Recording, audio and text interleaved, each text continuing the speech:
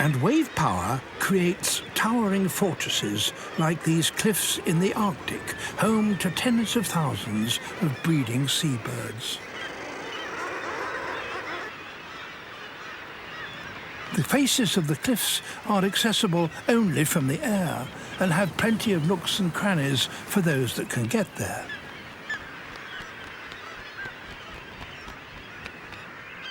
But to feed, seabirds must still master the ocean world beyond.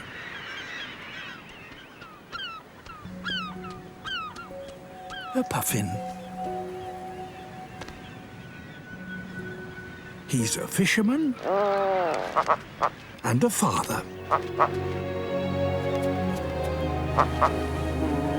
He has a mate for life.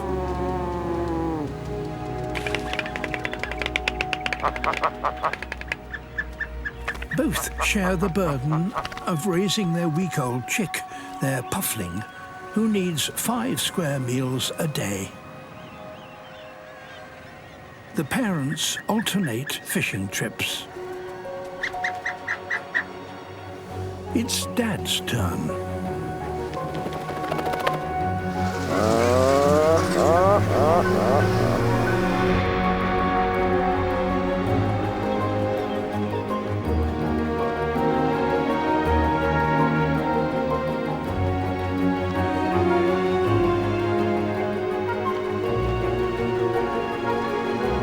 When fish stocks are low, puffins must fly as much as 50 kilometers out to sea to reach the good fishing grounds.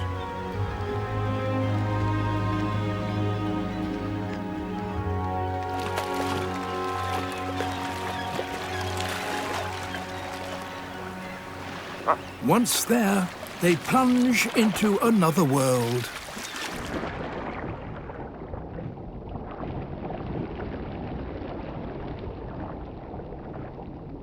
Good fishing spots are hard to come by, and they have company. Guillemots.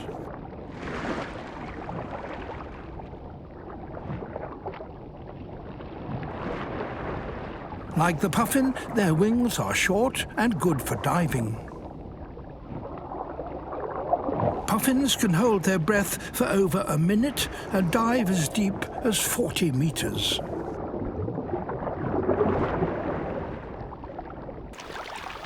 A catch.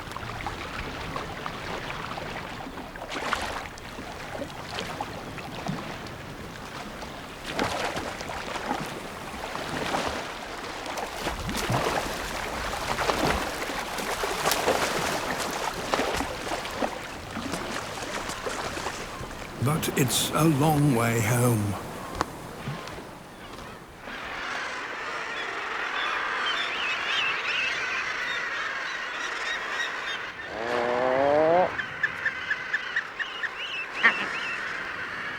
After an exhausting round trip of almost 100 kilometers, this puffin's nearly made it. But there are pirates on this coast. Arctic skuas.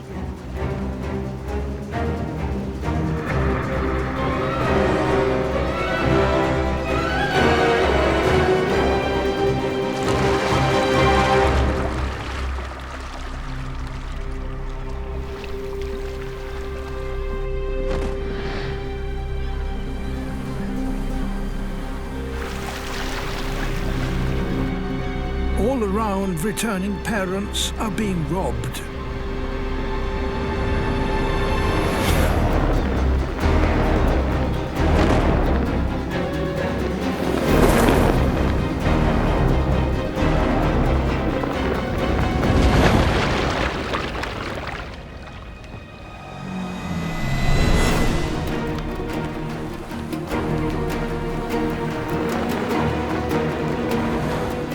The skuas' long, raked-back wings make them faster and more maneuverable.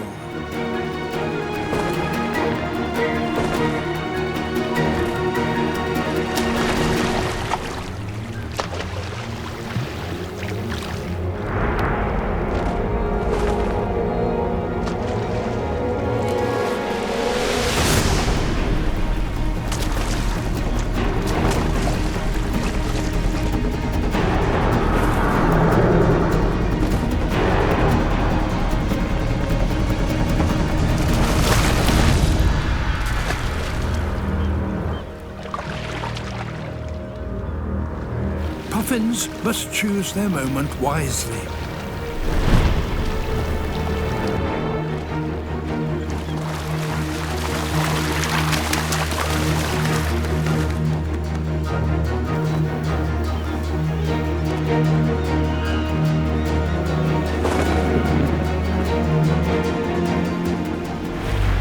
A near miss.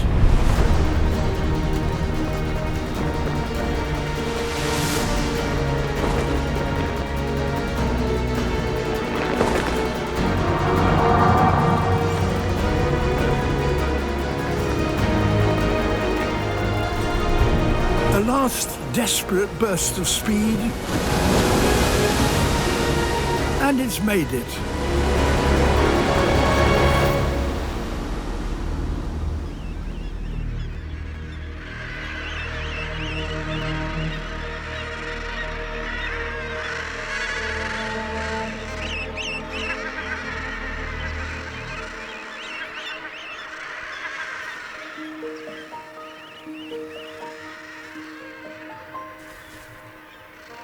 Safely home after a 3-hour round trip.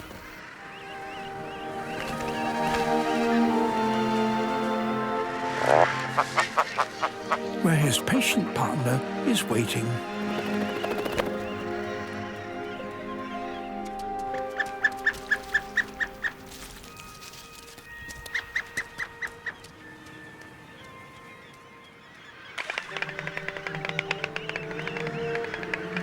Today, their puffling will eat.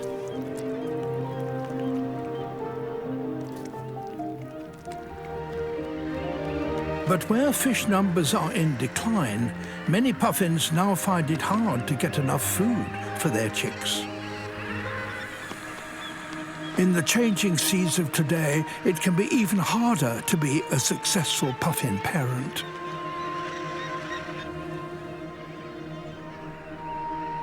A finch. A female. Its ancestors doubtless were blown here by storms many centuries ago. Like most finches, they feed on seeds, nectar and insects. But there's little food of any kind on wolf. And since they aren't strong enough flyers to leave the island, they've had to find food from a very unusual source. They depend on another of the island's inhabitants.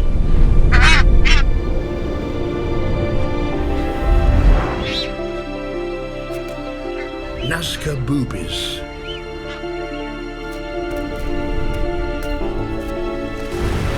Every day, these seabirds commute between the island and their fishing grounds out in the open ocean. Each time a pair meet, they renew their bond and then catch up with the neighbours.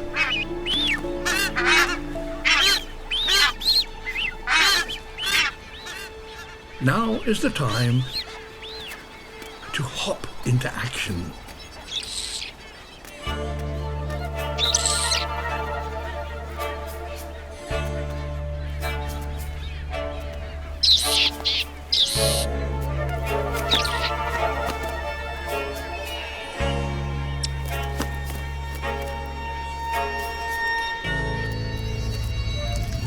Blood. They are vampire finches. These little birds have become one of the world's newest species.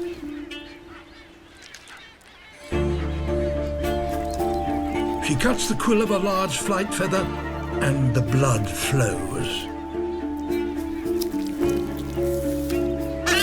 The sight of it attracts the attention of others.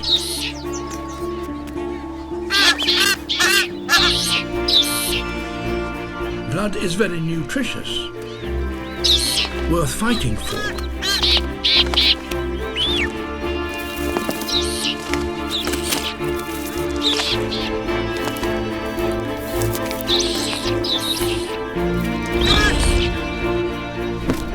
So with this never-ending supply of food, the vampire finches can flourish on an island where otherwise they could not survive.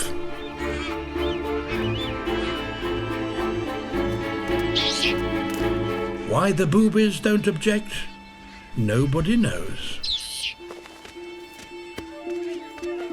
Perhaps the finches' behaviour started when they helped the boobies to remove parasites from their plumage.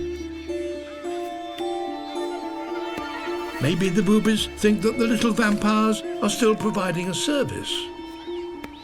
Who can tell?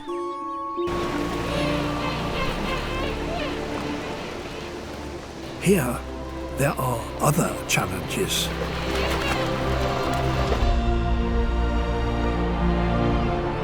St Andrews Bay on South Georgia is packed with 500,000 king penguins.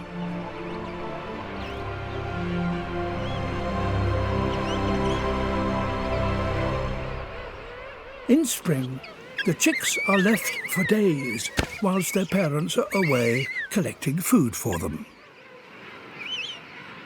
There is a simple arrangement. The chicks must stay exactly where their parents left them to be sure of being found again.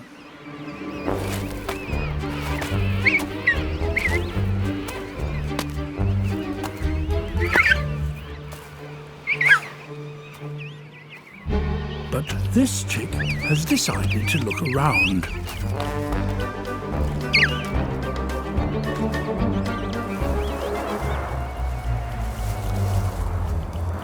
There is a lot to be investigated.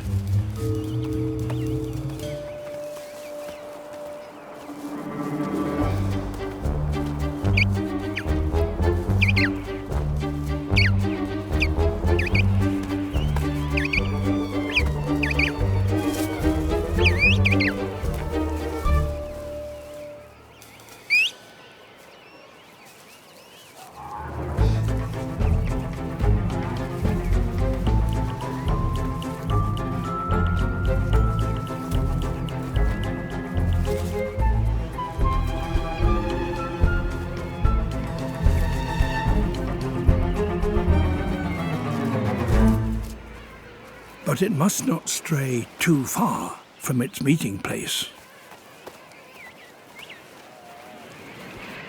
This parent has returned with food in its crop. But its chick isn't where it left it. It's hard to stay put when there's so much to play with.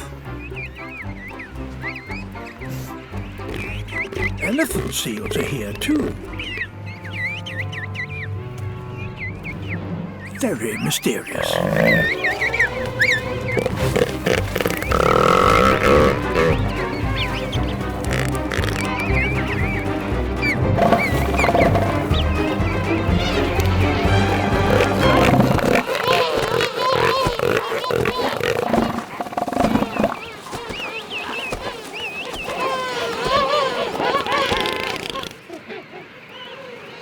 Finding it in the crowd of youngsters is not going to be easy.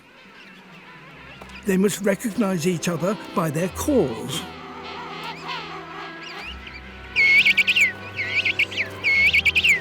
But to hear these in such a noisy colony, they must be within 15 meters of each other.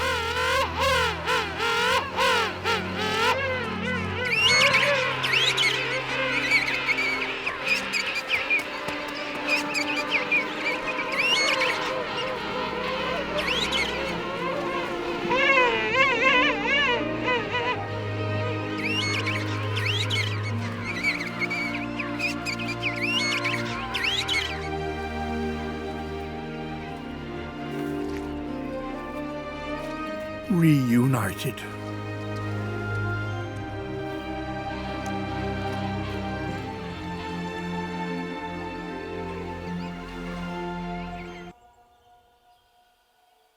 Losing its fear of humans has enabled one animal to spread into cities everywhere and in huge numbers.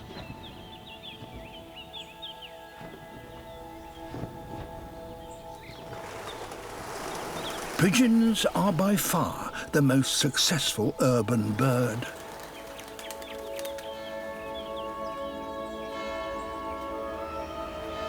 Here in Albi in the south of France, the pigeons come to the river to bathe.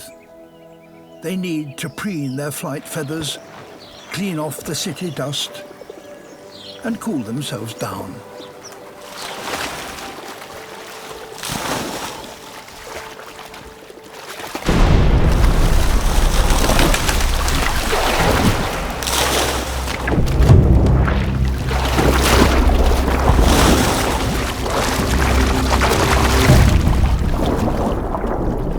But death lies in wait. A predator that has taken advantage of the very thing that has led to the pigeon's success. Their lack of fear. As the pigeons bathe, oil from their plumage flows downstream and is detected.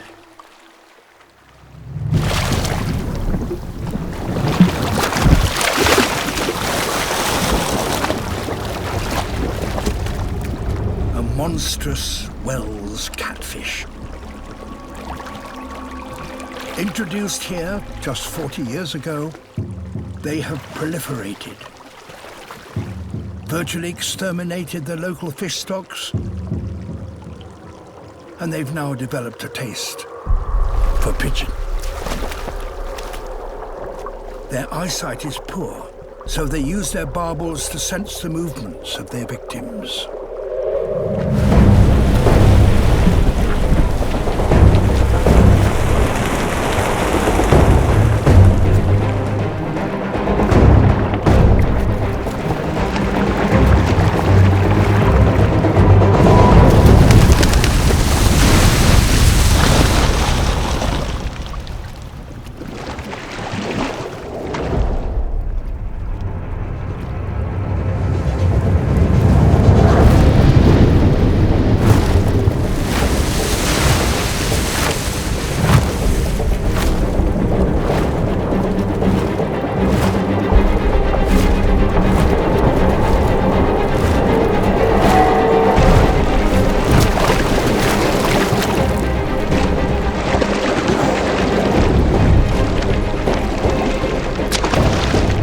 This is a radical new hunting strategy for what is normally a bottom-dwelling fish.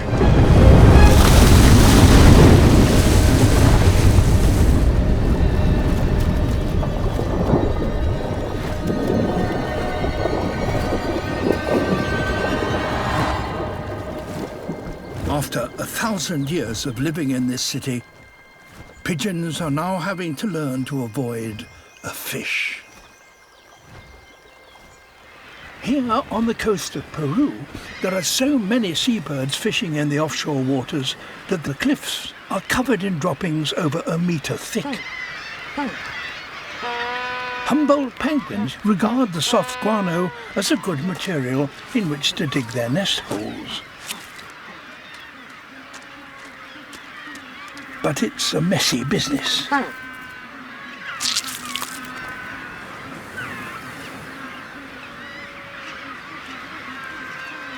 It's the breeding season, and more hopeful nesters arrive, spotless from swimming in the sea. Time for the residents to get cleaned up and catch some fish for themselves and their chicks.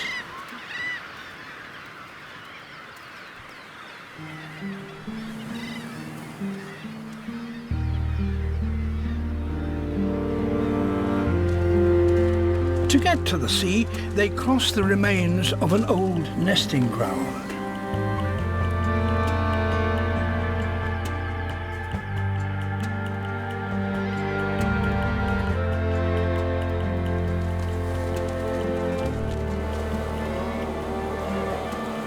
Only 100 meters to go.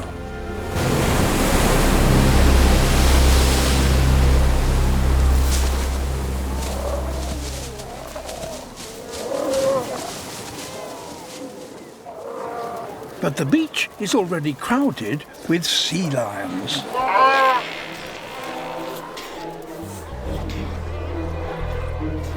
They too have come ashore to raise their young.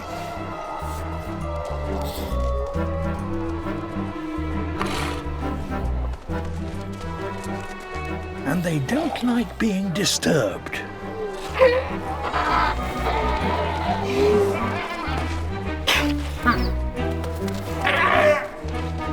To get through such a minefield needs a bold and courageous leader.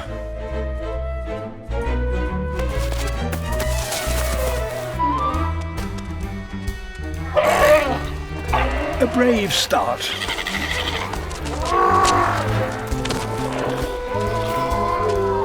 A dead end. Now he's in trouble.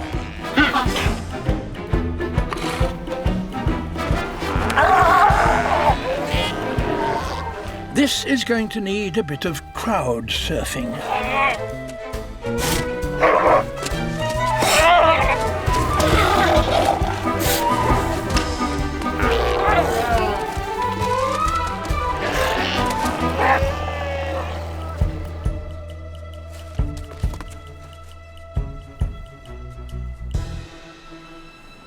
But now all the sea lions are roused. Getting through them will be tricky.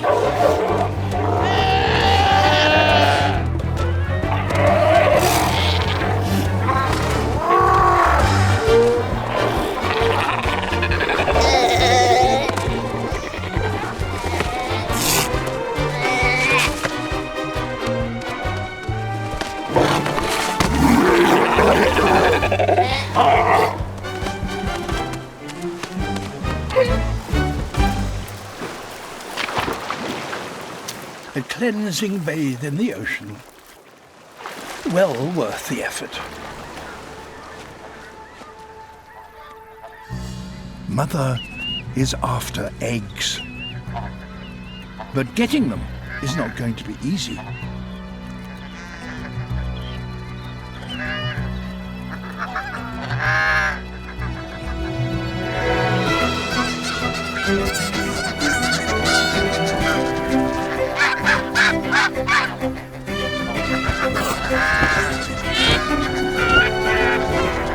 The geese will risk their lives to protect their eggs. If they lose them, they can't produce another clutch this season.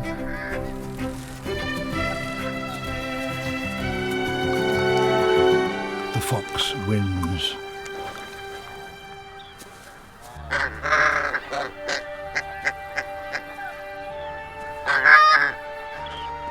She gives the first eggs to her young pups. And then heads back for more.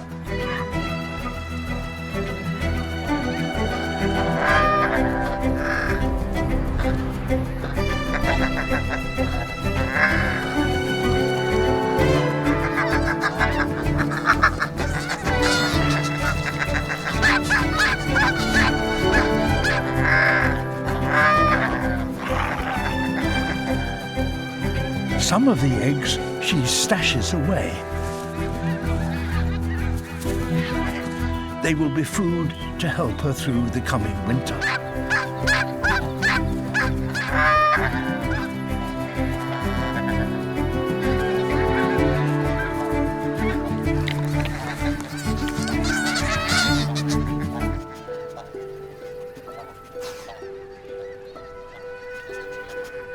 In just 3 weeks, she will steal over 800 eggs from the geese.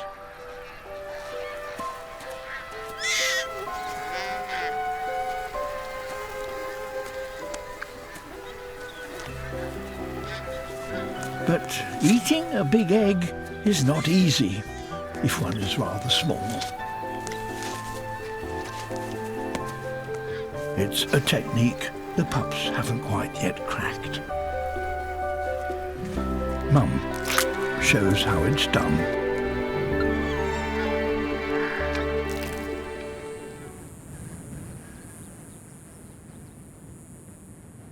The Great American Deserts cover over 2.5 million square kilometers.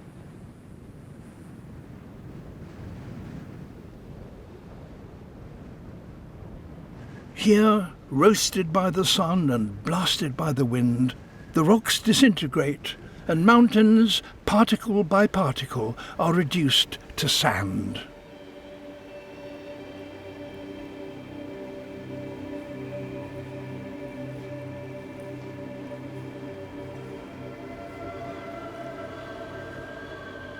These pillars are all that remain of a plateau where dinosaurs once roamed.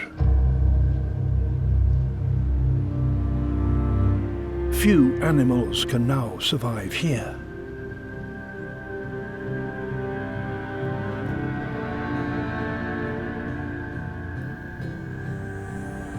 In summer, as in all deserts, the enemy is heat, and it returns every day.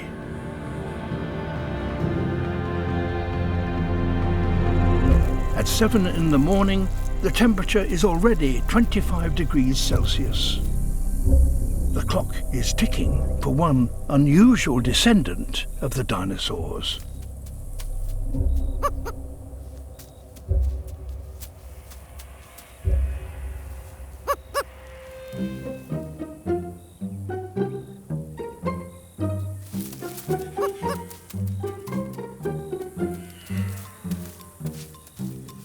A roadrunner, found only in the deserts of North America, built for a life on the ground. He can run at over 30 kilometers an hour, but the prey he seeks are one step ahead.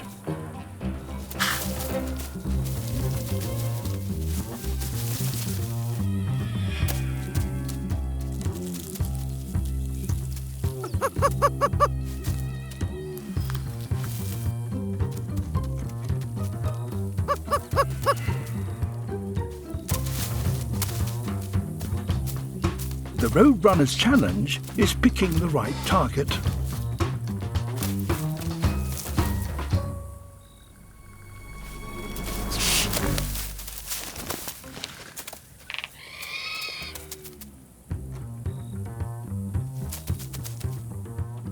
A Gila monster. Too big.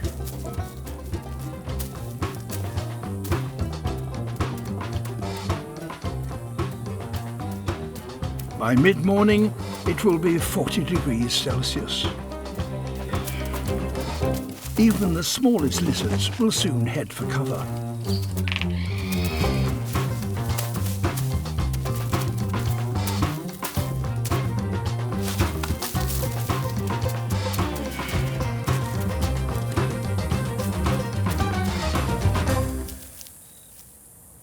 A centipede. Slim pickings for the morning's work.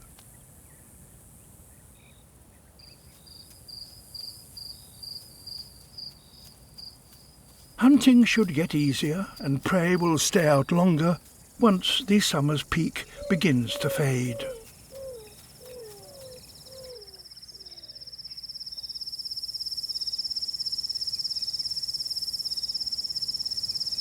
A 1,000 plants growing on one single tree. Throughout the forest, this story is repeated endless times. As a consequence, jungles are home to more species of plants than anywhere else on Earth. And they, in turn, support a wealth of animals.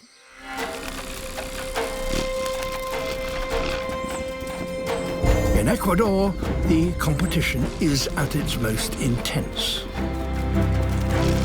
Here there are 100 species of hummingbirds alone, all fighting for nectar. Each flower only has a small amount at any one time, and so it's first come, first served. One hummingbird has gone to great lengths to avoid conflict with other species. Swordbills are the only bird with a beak longer than their body. And some flowers are too elongated for the other 99 species of hummingbirds here to feed from them.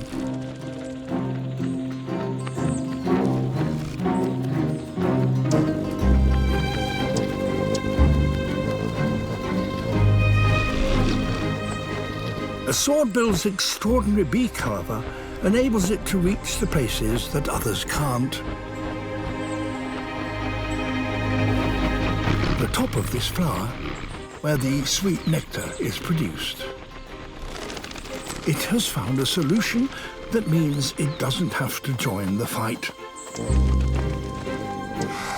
And as each long flower blooms, it gives the swordbill a fresh supply of food all to itself.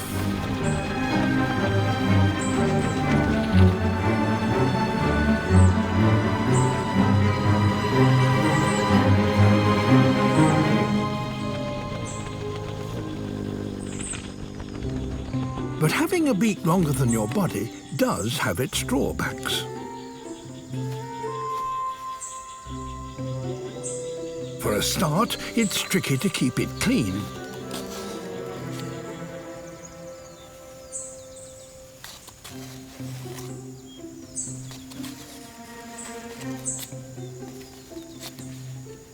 Harder still, how do you preen your body feathers? Unlike the other hummers, swordbills can't reach their feathers with their beak.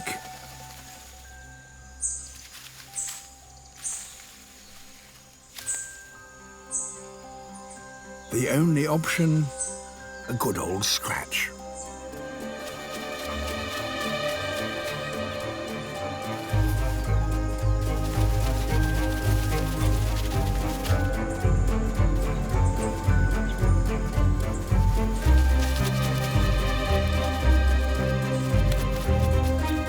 It's a little unrefined, but a small price to pay for an exclusive food supply. The return of the sun coincides with the appearance of the newest members of the colony.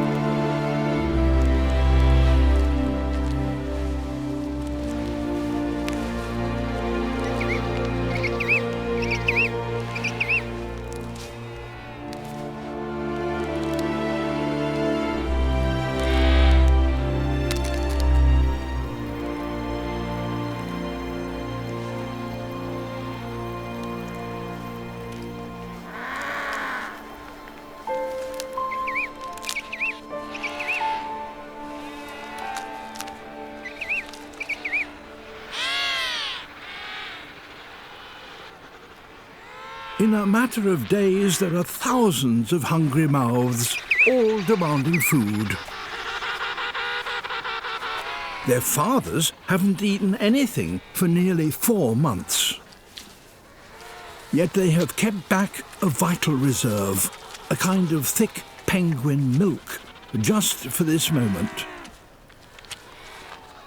But it's only enough to keep the chick alive for a few days. The females must return soon with food. For some, it's already too late.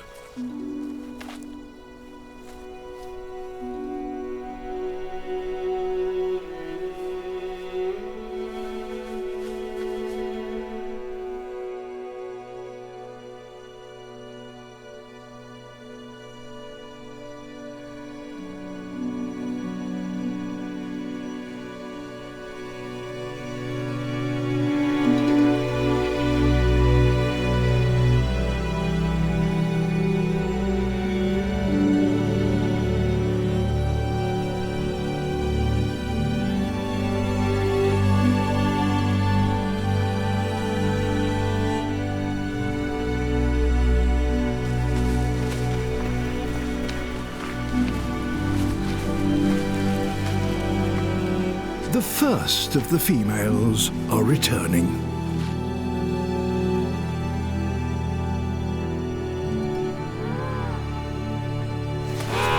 Fat and well-fed, more arrive, all with food for the chicks.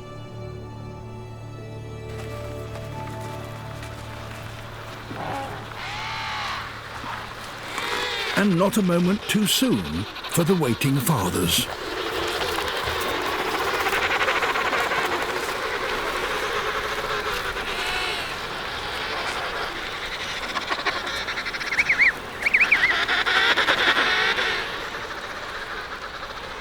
A mother's first sight of her young chick.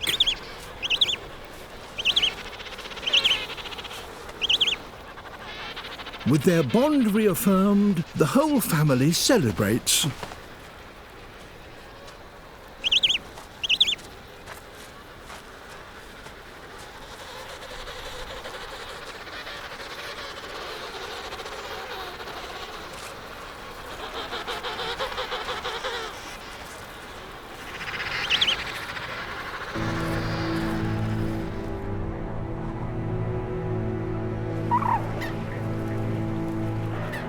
Cutting off the food supply and imprisoning the fledglings.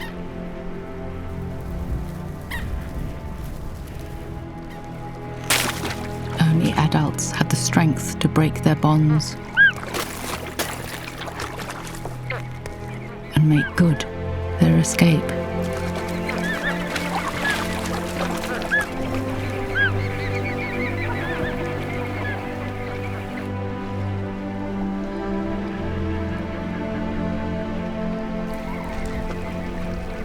Even as the lake begins to thaw,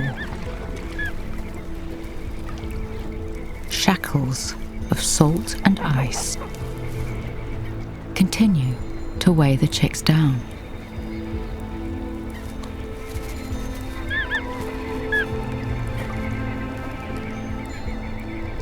And with every day deeper into winter,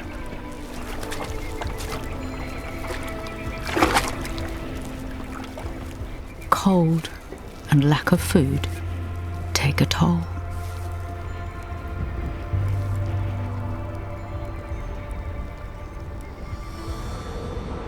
But a breath of seasonal wind offers hope.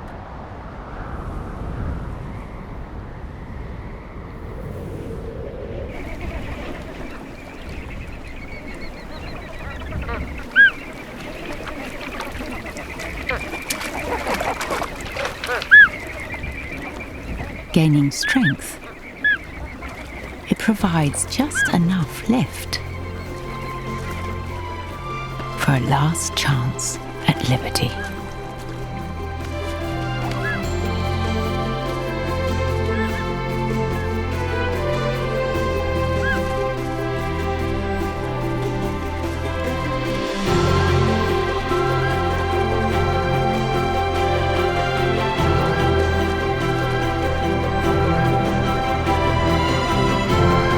Trading their rich nursery feeding grounds for the southern lowlands, they'll find refuge from the grip of winter.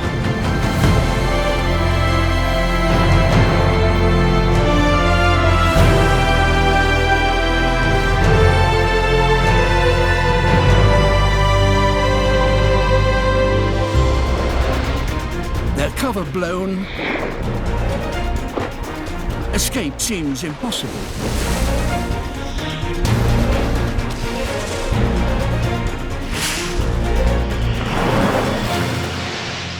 But these particular fish have a unique ability.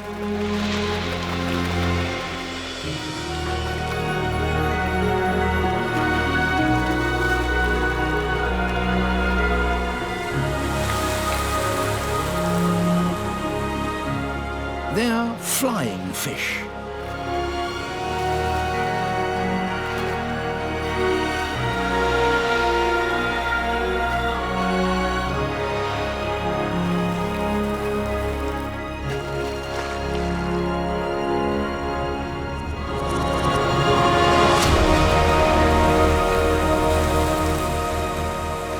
With an extra thrust from their tails, the flying fish get airborne once more.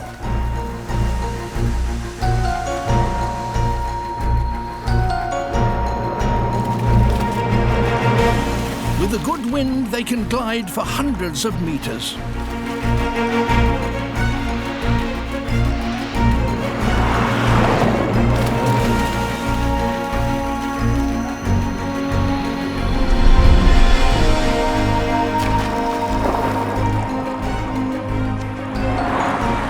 But This is just what the frigate birds have been waiting for.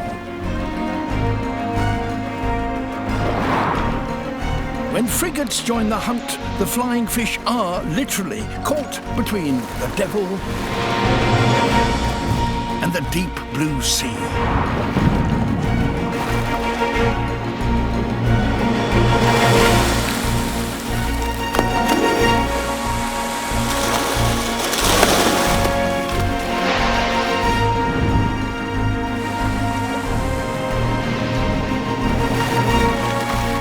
If the flying fish get too much lift, they become easy prey for the frigates.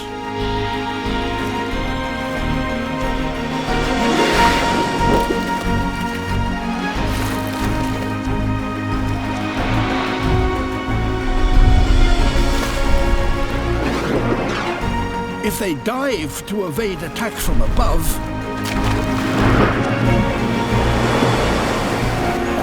they could fall into the mouths of the Dorado.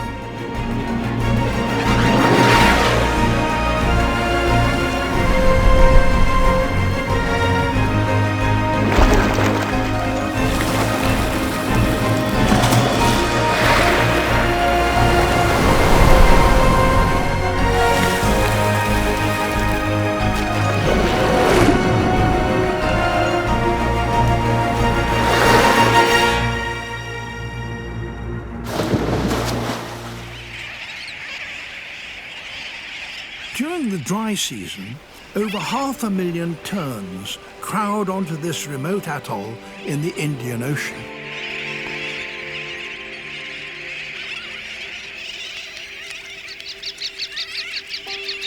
Their chicks are still in their dark juvenile plumage.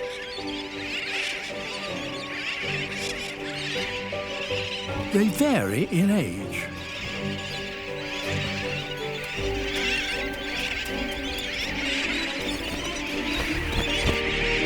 Whilst the more advanced chicks take to the air,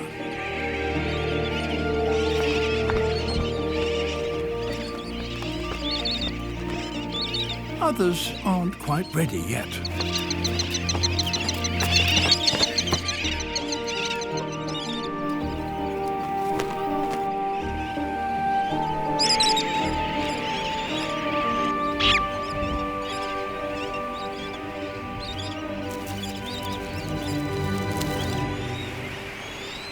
Those just starting to learn to fly use the shallow lagoon that occupies the center of the atoll as their training ground.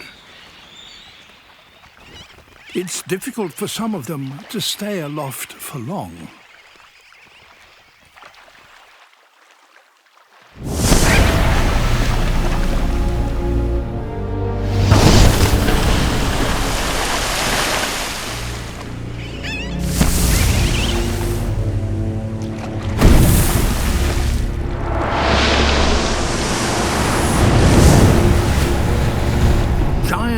Trevallies.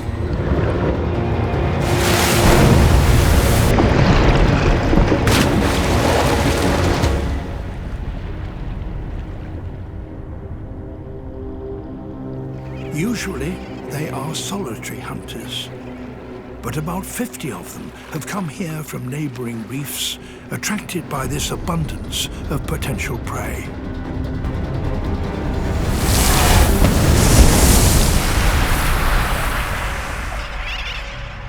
The fledglings stay out of the water if they can. They even drink on the wing.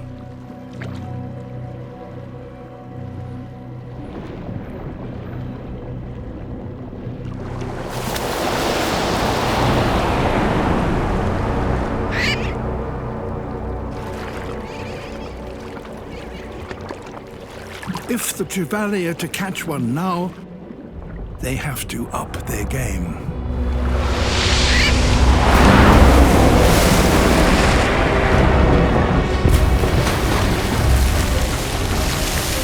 So there is a fish here that, amazingly, has a brain capable of calculating the airspeed, altitude, and trajectory of a bird.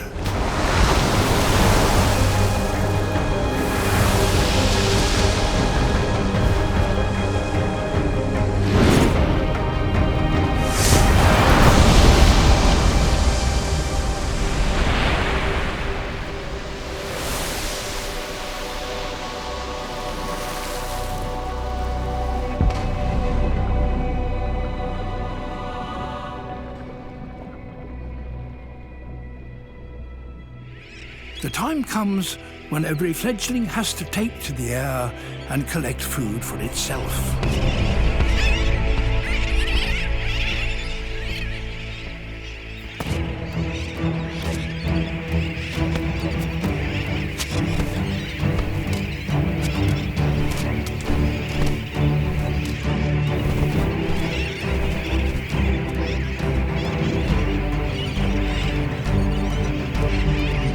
Their parents lead them to the training grounds.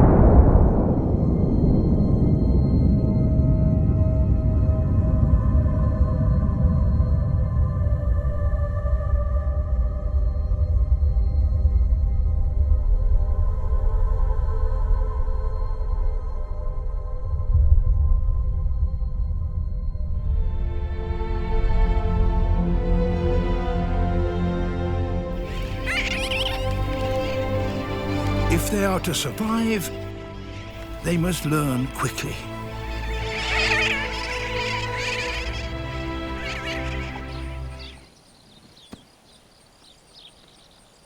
The Sika deer have started creeping into the lush, cultivated fields. It's a whole new world.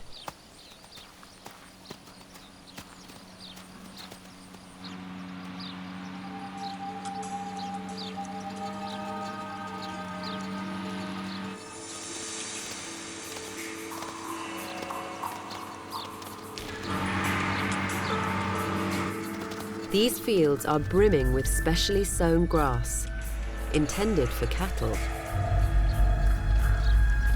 But this herd always seems to be one step ahead, helping themselves to the best grass before it can even be cut.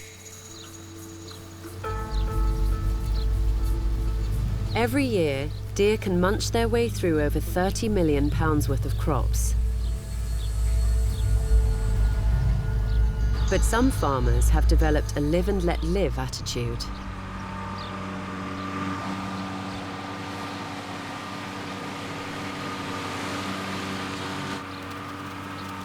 The deer are reaping the benefits of Hokkaido's human landscape. In a place like this, it pays to be adaptable.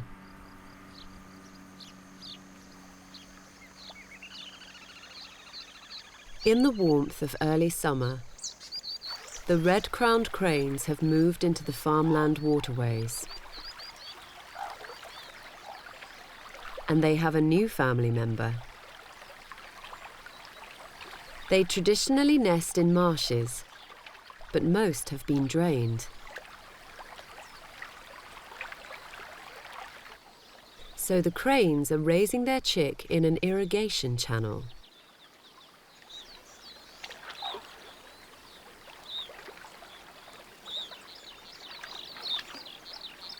All through the summer, the chick will be entirely dependent on its parents for food.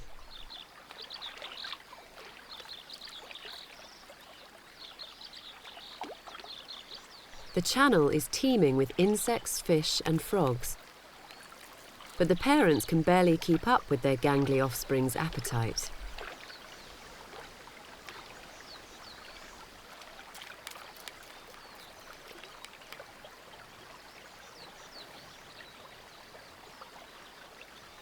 The family won't be able to move on until the chick can fly.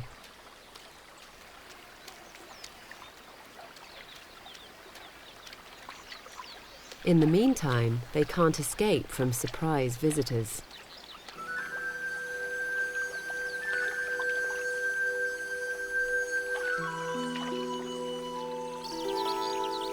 The Sika deer have managed to wander right into the path of a pair of cranes with a week-old chick.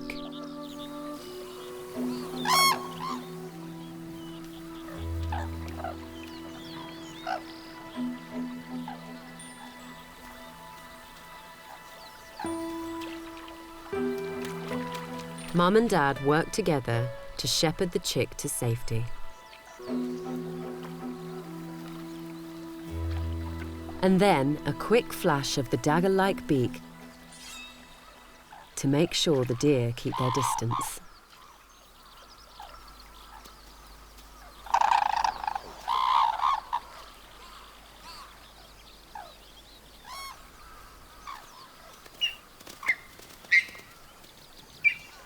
The parents' diligence has paid off.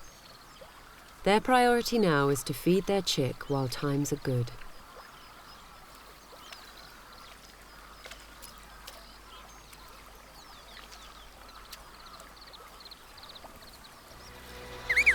For the last few weeks, the mother and father have taken it in turn to feed their offspring.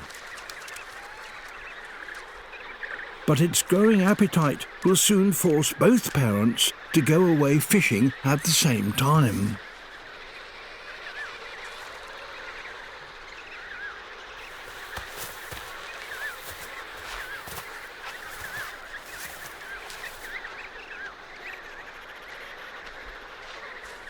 Now it's time to encourage the month-old chicks to stand on their own 2 feet.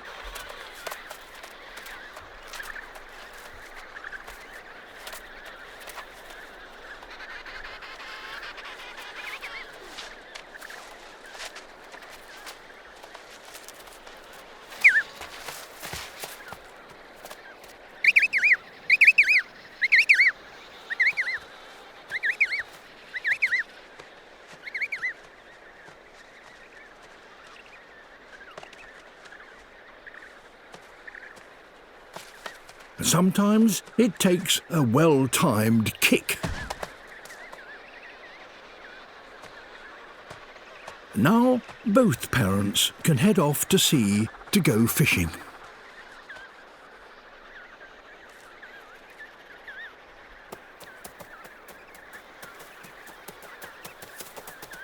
For the first time, the chicks will have to face the elements without a parent to protect them.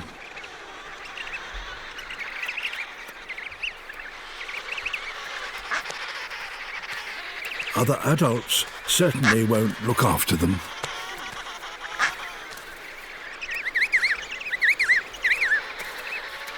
So lone chicks gather together for comfort.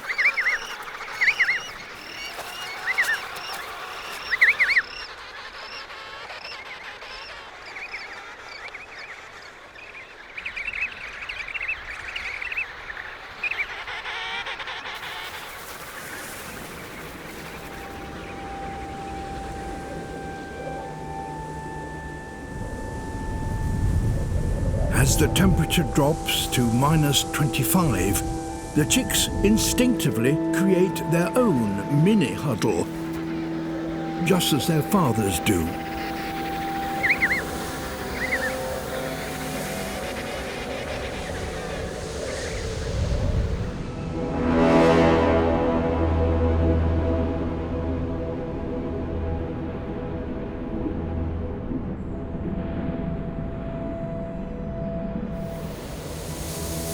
This is no time for a youngster to be alone.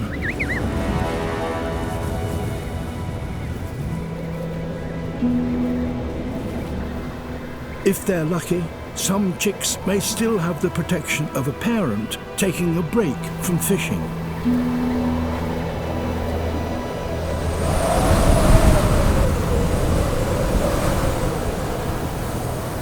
But for the majority, the huddle is their only shelter.